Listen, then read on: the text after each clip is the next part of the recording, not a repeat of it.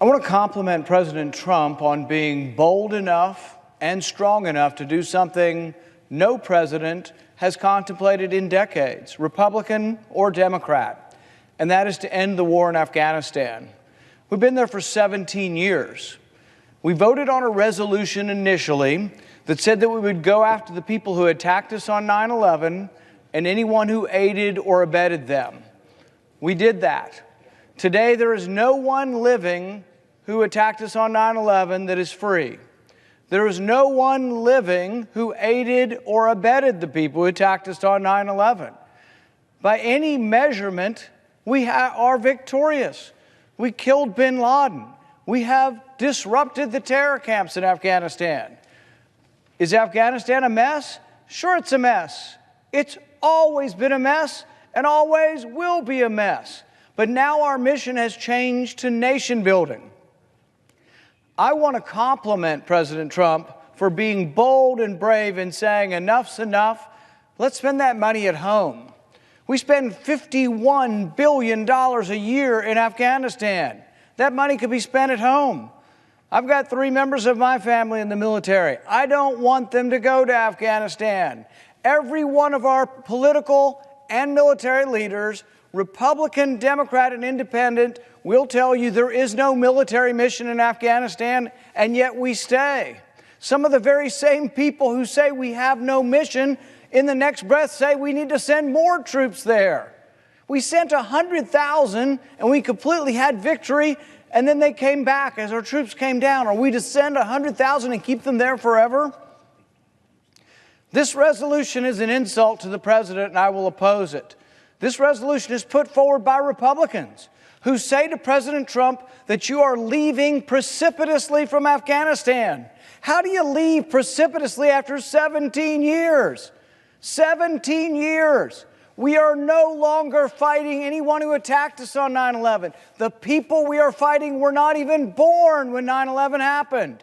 The war over there has nothing to do with 9/11. It has to do with nation building.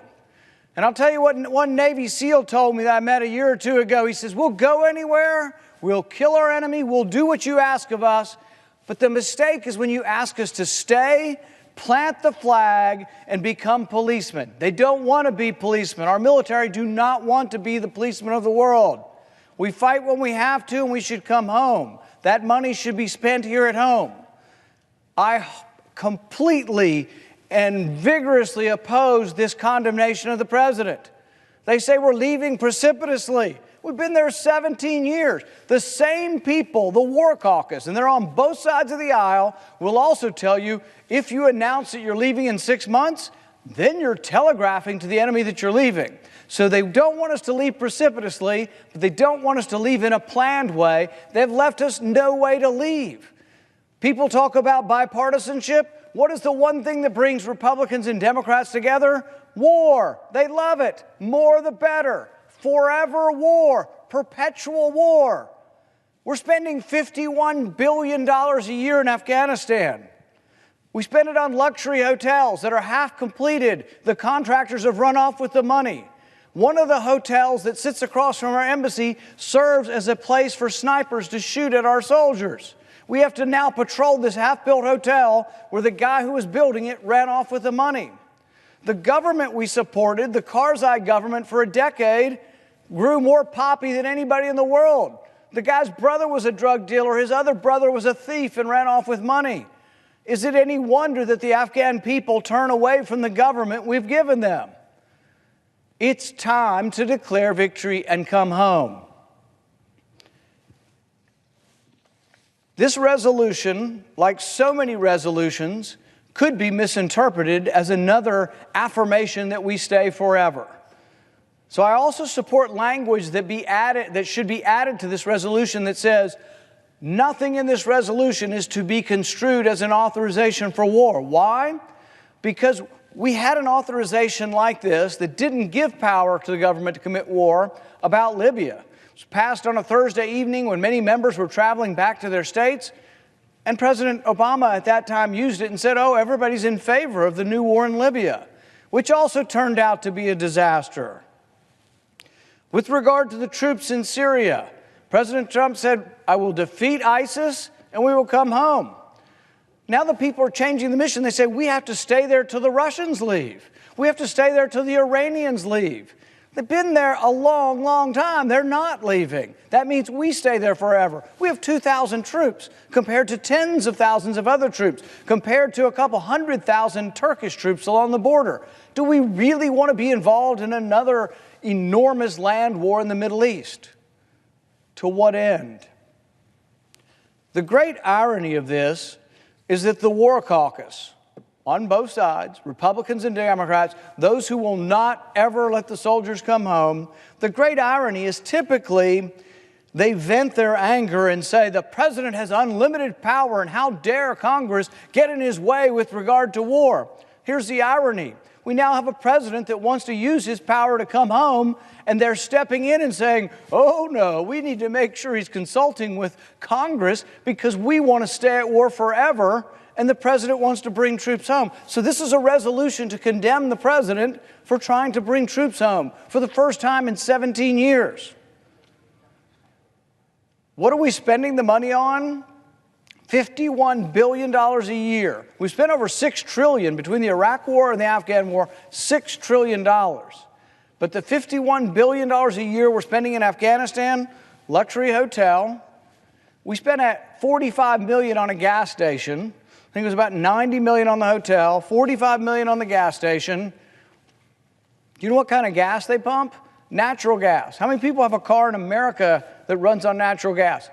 Virtually nobody. How many people in Afghanistan have a car that runs on natural gas? Zero. So we bought them some cars, then they didn't have any money, so we gave them credit cards to use the gas pumps.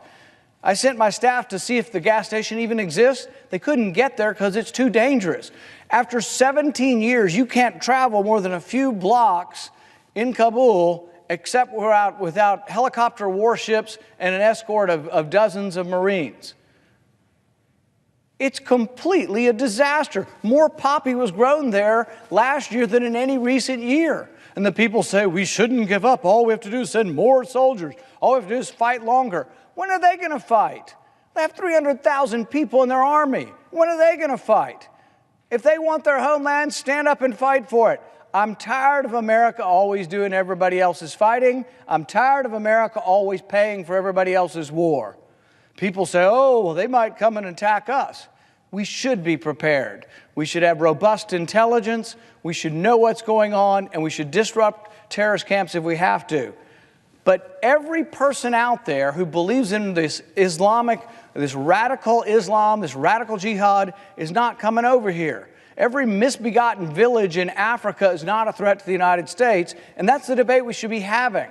They say it's in our national security interest. Really? To go to Niger? To go to Mali? To be fighting in Somalia? To be fighting in Yemen? To be fighting in Afghanistan, Iraq? That's not in our national interest. People say we must fight them there or they will come here. Well, guess what? They've been coming here since 9/11. We've arrested over 300 terrorists in our country. It was only a year ago, a dozen people were killed in New York by a terrorist. So it's not as if they haven't been coming. In fact, the terrorists, we don't condone their reasons for coming, but if you look at their reasons for coming, they say it's because we're over there. So we are trapped by this platitude. This platitude is, we must fight them over there so they won't be over here. Well, they are over here. And when they tell you why they're over here, they say they're over here because we're over there. I'm not saying we do nothing. I'm not saying we don't counter terrorism.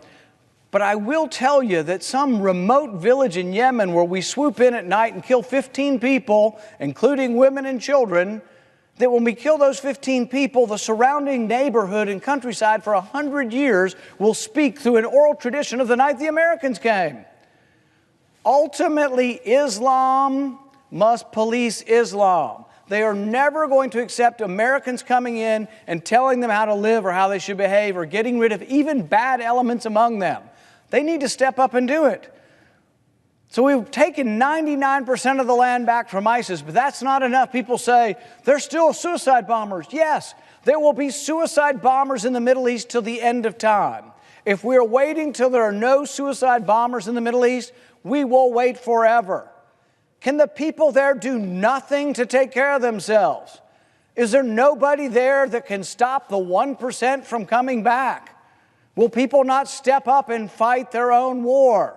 We've given them trillions of dollars, the uniforms, the weapons, everything has been ours. But every time we say we have to be involved, there are unintended consequences. In Syria, we gave arms to people who were radical extremists. We gave arms to people who actually were allied with Al-Qaeda, who some say there's no difference between Al-Qaeda and the people we gave them arms. At one point in time, it was said that ISIS had $1 billion worth of Humvees that were U.S. The arms that were coming out of Libya, that Hillary Clinton supported bringing those arms into Libya, they were going to the wrong people. We were taking one set of bad people and giving them to another set of bad people. Maybe sometimes there isn't a lesser of two evils. Maybe sometimes we have to be concerned about America.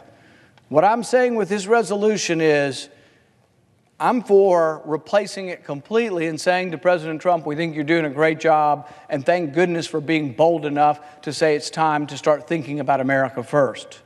So I would like to ask unanimous consent that we get rid of the resolution condemning the president and that we replace it with a resolution that says simply this, that we applaud President Trump for being bold and brave enough to consider bringing our troops home, declaring victory, and ending America's longest war.